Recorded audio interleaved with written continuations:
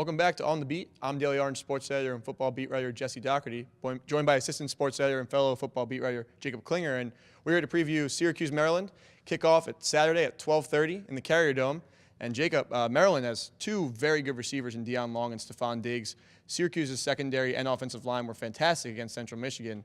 What are some of the keys?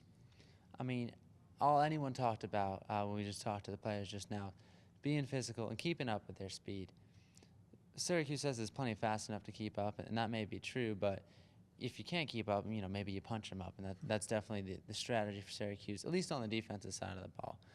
The reality of it is, regardless, whoever wants to say whatever they want to say, this is far and away Syracuse's toughest test of the season, both athletically and probably schematically, because of the options that Maryland brings on either side of the ball.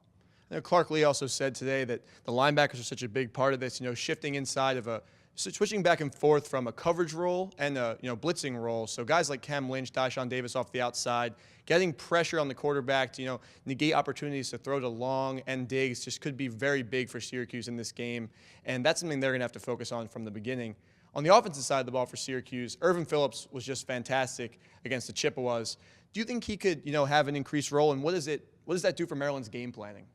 Look, I mean, I don't know what the coaches are thinking. I can tell you this, though. Maryland has one more thing to think about after watching the Central Michigan game tape. Irvin Phillips came in. He was running up the middle. He's not a huge back, but he was getting through the middle and then getting outside, which is when you give any defense real problems. And he's definitely the pure speed threat that Syracuse has.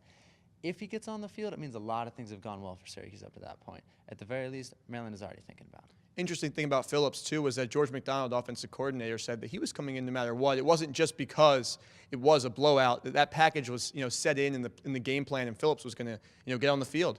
I guess, last thing we could do now is, like we did last time, is score prediction for the game.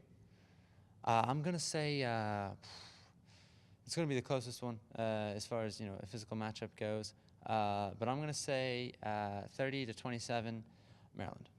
And I picked Central Michigan last week, so I'm just going to have to put that out there. Maybe I shouldn't be making predictions, but I'm going to go Syracuse in this one, 24-17 over the Terrapins. I just think that like I said earlier, the linebackers have just been in such good form. Cam Lynch playing at the peak of his game, and those guys are really going to change the point of attack for Maryland and just have that impact that could push Syracuse over the top.